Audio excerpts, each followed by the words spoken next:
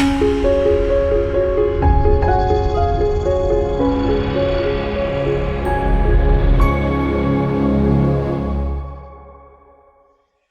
welcome to the show. I'm your host, Dr. Joseph Kappas, and I'm here with my guest, Dr. Matthew Boulé. Thank you for joining me today. It's a pleasure to be here, Joseph. Yeah. So can you tell us a little bit about what it is you do and a little bit about yourself? So I'm a trained osteopath, and I guess like many or most osteopaths, my initial concern was how can we create structural integrity, by addressing the different physiological systems in the body. So osteopathy will look into the structure, will look into how the viscera is functioning, again, on a functional standpoint, cranial bones, fascia, and somehow we integrate it in a model of assessment and intervention where we try to create balance between those systems. And most people's, reason for consultation to see an osteopath, or more often than not, has to do with physical pain with movement or with an activity. So whether they sit or stand too long, or whether it is that they're trying to do a PR at CrossFit. So essentially, it has to do with physical pain quite often, or other functional conditions, maybe headaches or others. And what I found over the years was that osteopathy was very good at taking care of acute situations. But when it came to chronic care, it didn't, it seemed to have one significant missing ingredient where it was basically that we didn't address central nervous system. And this is what I like quite a bit about posturology and functional neurology, because I use both in my practice. And basically because these are brain-based strategies in terms of both assessment and treatment and exercises, and they help the common osteopath get better results with the type of work that they do. So that's pretty much my background on a professional level. On a personal level, I'd like to say I'm an athlete, but that would be a lie. I like to lift weights. I like to enjoy an active lifestyle. And I think reading studies is probably my favorite pastime. So I try to nerd out every once in a while, but also keep it balanced by moving and somehow finding balance in life, right? Very good.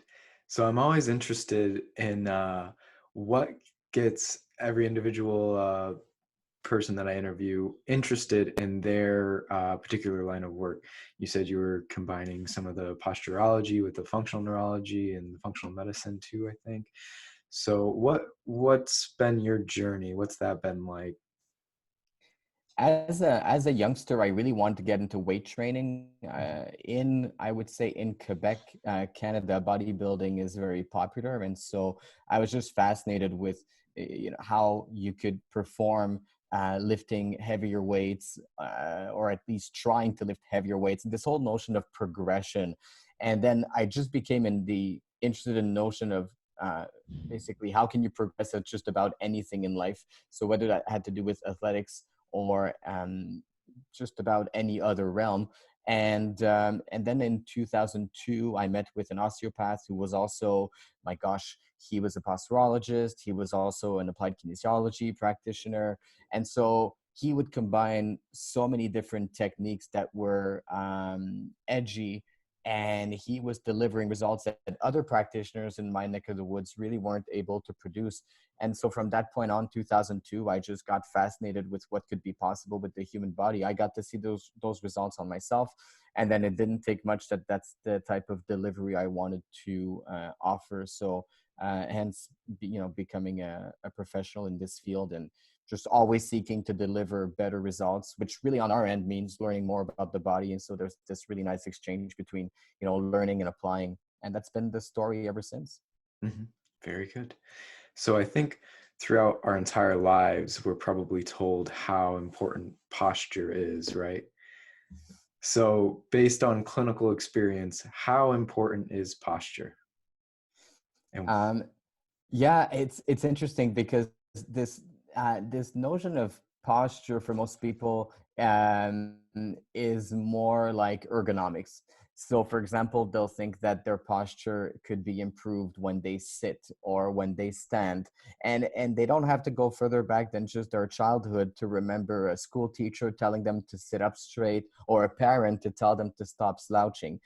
So that's what posture is to most people, and that's what you could call, I would say, maybe postural attitude. But posture to me is, and in science, is the base tone of muscles when a human being stands upright and looks straight ahead, which is really the resultant of how you acquired posture, which, you were born with the capacity to gain upright posture, but the environment in which you evolved definitely had a consequence in terms of how good your posture is today. So in order for us to actually improve posture, we have to look at what happened between the ages of 0 to about 18 months of age.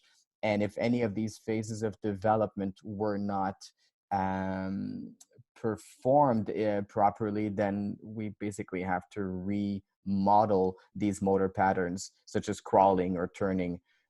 So is posture important? Yes, because it is the strategy we have to resist gravity, and gravity is this one force that we all have to factor in as the as basically the number one obstacle we have at achieving anything we want in life. And so whether that has to be on a physical, cognitive, or emotional standpoint, it's the starting ground of anything else. So people that have poor resiliency at resisting gravity really aren't that great at anything else. So I would think it's fundamental in achieving anything you want in life, physically, cognitively, or emotionally. Mhm. You had mentioned that sometimes our postural problems begin as early as, infancy. So what are some ways you intervene if you find that a patient, their problems may have begun maybe 0 to 18 months, and then they just haven't developed appropriately since then? What do you do now that maybe they're older and adult? Well, thank goodness for neuroplasticity, because Mhm. I think if that wasn't in existence, then there would be no point in trying to remodel something that should have happened a few years ago. And, it's interesting because sometimes I'll get like a 25-year-old patient who says, I'm quite young. Why is this happening to me? And I'm thinking, well, you've had your imbalances for 23 years. So yes, you're young and you're healthy, and maybe you can compensate better than someone who's in their 70s. But this is still hardwired in your central nervous system. It's still hardwired in your tissues. And essentially, I'll do the exact same work on absolutely everyone, which is, thank God we have the knowledge of the order in which these motor patterns should be integrated, integration of primitive reflexes, and basically independently of what someone comes in with in terms of complaint. I start from the foundation. Do we have cutaneous reflexes integrated? Do we have vestibular reflexes integrated? And essentially, if those aren't, then they need to be. And so a big chunk of the work then is suggesting for the individual to perform 5 minutes, maybe 10 minutes of exercises per day that are specific to where their motor learning is at. Even if we consider that on a daily basis, these people are standing upright, they're moving around. But then again, when you ask them how that takes place, most people can't stand upright the whole day. Most people can't perform their physical activities without discrepancies or even symptoms. So then outside of what they're able to do, I'm more interested in what they're not able to do. And then we go back in time to reprogram that wiring, partially with exercises, but also with a few technologies. And that's really where I mix posturology with the knowledge of functional neurology. Very good. And you had touched on a couple of the key systems, the vestibular system and kind of these primitive reflexes that may not have, been remediated. But most times when people think of posture, they think of maybe structure and biomechanics. But it sounds like, you're taking the entire central nervous system, peripheral nervous system into account too. Um, for the listeners who may not be familiar, can you kind of explain why the nervous system is so important for posture and what it may mean, what a brain consequence would be of poor posture? Definitely. There was an interesting study published in 94 where they tested the thresholds of different key sensory receptors in terms of creating uprightness. Because the culture in medical sciences is that if you talk about posture, you have to talk about vestibular system. And it is true that the vestibular system contributes to posture, but recent studies are showing that it is much more relevant when there is movement. There's going to be a tonic discharge of the vestibular system in standing upright, quiet, but what is even more important to standing upright is how the feet touch the ground and how the eyes converge to track the horizon. And it's been shown that the thresholds of these two body sensors, feet first, eyes second, are actually the crucial ingredients to creating uprightness. So key example, if you stand on 2 feet and one is turned more outwards, so it's got more of a supination or a varus, and the other one is turned more inwards, you're still going to want to look straight ahead. You're still going to want to function normally. But these 2 feet turning, let's say, to the right, are going to create these mechanical compensations in your lower extremity, in your spine. They're definitely going to get the SI joint involved, which is where you see so many SI joints that need to be adjusted chronically. And then everything up to C0, C1 is going to have to compensate for these feet that essentially make you turn to the right when you want to be going straight ahead. So what posturology will do is basically take that into account. We'll optimize feet and eyes using a mix of technology and exercises, and we'll just give the central nervous system the type of information it needs to create balance and symmetry at the muscular level. So I can't even see anymore how we can't or how we wouldn't be getting the central nervous system involved in posture, because the biomechanics, as you've outlined, is the consequence of faulty neurological input. But it's the input that creates the output, and that's, a fair concept to assume in neurology. So we have to take more time to assess the input. That's usually what's missing from, I would say, more conventional physical therapy techniques, where we say the muscle's not working well, so let's strengthen it, let's stretch it. Whereas in neurology, we're saying, well, why is that muscle not performing in its execution the way it should? And so then we look at the sensory system. And the way that that would affect the brain is, all of the sensory data makes it to an output system in the frontal lobe at some point. And yes, the frontal lobe is responsible for movement, but if you look at prefrontal cortex, it's responsible for how we learn, it's responsible for how we think. So a body imbalance, a postural imbalance makes it into the brain and creates a brain imbalance, and those brain imbalances make it harder for us to do absolutely anything. So that's where really it's hard not to look at the brain when we look at posture, because it's where it actually happens. Mm-hmm. Which is great, because that brings me to my next question. Say we talked about the sensory in from the feet, so maybe the problem could be coming from the feet and then working its way up and then causing inappropriate signals in the brain. Versus possibly maybe there was some type of head trauma, and now you've got a type of brain injury you're dealing with, which may result in improper posture, improper gait, etc. So using the posturology and the functional neurology, what in your toolbox, how do you assess each individual patient in your office to determine kind of which came first, the chicken or the egg? You know what? I don't think it matters much by the time we get to see them, because let's say that the initial insult to the system was head trauma, and that they had a disruption in vestibular and oculomotor systems. And they kept functioning, they kept standing upright, they kept walking, running. So then at some point, their feet adapted and adjusted to that. By the time we get to see them, if this kind of compensation pattern has been going on for more than 1 or 2 years, from a posturology standpoint, their feet have to be addressed as if they were the number one thing, although they're not. And truth is, sometimes we'll get to know the story and sometimes we won't. And sometimes patients forget parts of it, right?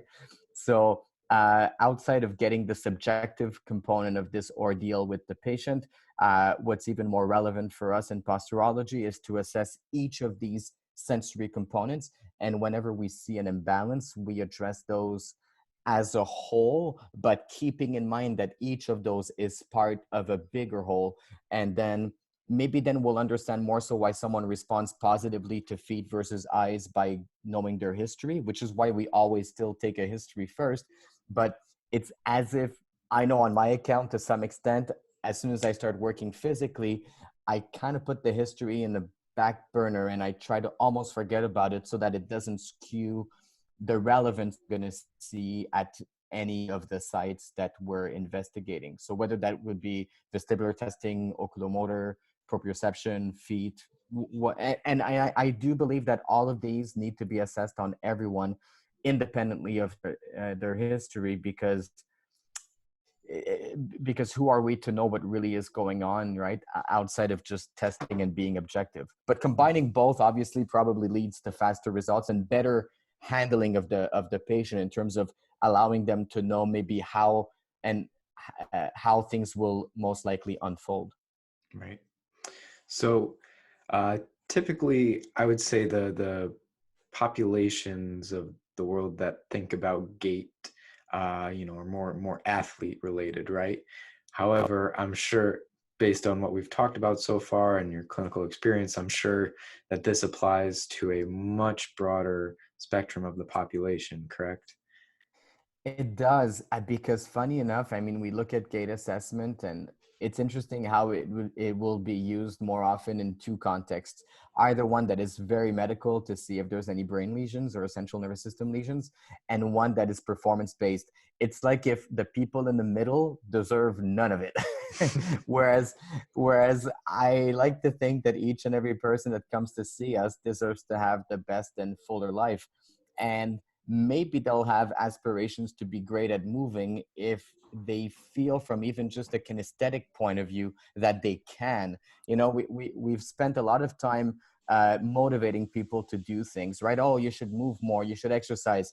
But if we just get their nervous system wired and functioning well enough that movement is possible, I think movement is so fundamental to life that people will just start moving. We won't maybe have to coach that as much. And then maybe when they start moving, they want to go towards performance, and maybe then somehow they become athletes, and then all of a sudden we're treating an athlete, right? So then they deserve supposedly the more advanced form of testing. So I think we have to look at every person that comes in as someone who deserves optimal function, and then they'll do whatever they want with that belongs to them. But then our job is to open up possibilities, and who knows where they take that. Yeah. So, um, piggybacking off of that a little bit, would you say that there is one perfect ideal gait and posture pattern, or is it variable for each individual? I know there was Usain Bolt had a little scrutiny over the way he runs, but obviously he's the fastest person in the world. So Yeah. who are we to judge him for that? But Who are we to question that? It's an interesting question, because whenever we talk about posture in the evidence-based crowd, this type of topic comes up every time. Um, I think we get so used to seeing imbalances in posture that we start thinking they're normal. But if you look at the etiology of the word imbalance, there's nothing normal about that. It could be extremely common, and that I'm not questioning. It's about, statistically speaking, it's about 80 to 90% of the population that will show an imbalance, whether it is in the sagittal, frontal, or transverse plane when you assess their posture. But if you figure that the rule of thumb is that the body is always trying to spend as little energy to perform any task in terms of trying to create survival, it then makes no sense to admit that an imbalance is normal. Can you live comfortably with an imbalance? Most likely. Can you still win the Olympics and be the fastest man on earth with the scoliosis? Absolutely. But the question always is this: would Usain Bolt had been faster had he not had to deal with scoliosis? And mm, when you take the emotions out of it and you think the task at hand was to run 100 meters in a straight line, we know that thoracic spine will contribute to rotations, and we know that rotations in the spine will be needed to perform that. Now, is he able to adapt, and I'm going to dare say compensate, to be able to do something fantastic? Absolutely. So I think that the positive message there is that if someone has scoliosis, not for them to think that their life is ruined and they can't do anything. I think that has to be said on one end.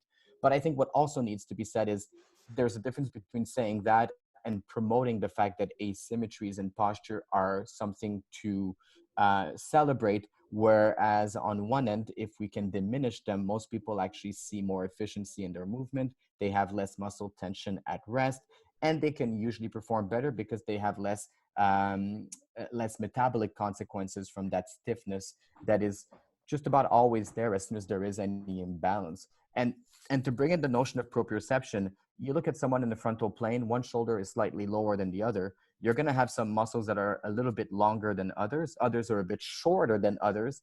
And then what you have is you automatically have a change in proprioceptive input. And yes, the person will adapt to this, but what if they don't have to? What if you can improve that scenario and make it that proprioception from the left and right sides is more equal? Wouldn't that mean that they have more coordination? Wouldn't that mean that they perform better at a task where they have to, let's say, push with both hands or pull with both hands? Um, so that's what posturologists are trying to create. They understand that perfection does not exist and that's not the goal, but an imbalance is not normal either. And our track record at actually correcting these imbalances is quite good. So that's what we aim for. Then again, posturology has its strengths and weaknesses, and functional neurology, I find fills a lot of the gaps that I had just using posturology. So when we combine both, we tend to get better results. Very good. Um, so you gave the example of sports that move in more symmetrical frontal planes, like using both sides of the body. Obviously, there are sports like baseball and golf that are very asymmetrical. You Yeah, probably get this question all the time, yeah.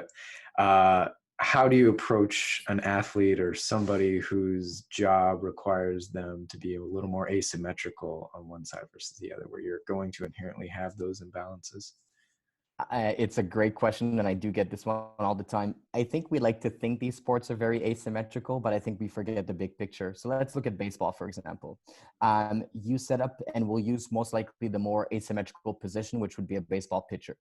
As the baseball pitcher throws the ball, there's definitely going to be the fact that the right hand and wrist, if he's right-handed, works in ways that are completely different from the left. We could say the same about the elbow, but the closer we work towards the spine, the more we realize there's not such an asymmetry anymore, because if the pitcher is going to throw, he's going to be doing a wind-up before he throws. So interestingly enough, he might need to have trunk rotation be fairly symmetrical. Now, is he going to be a little bit better at internally rotating the right humerus versus the left?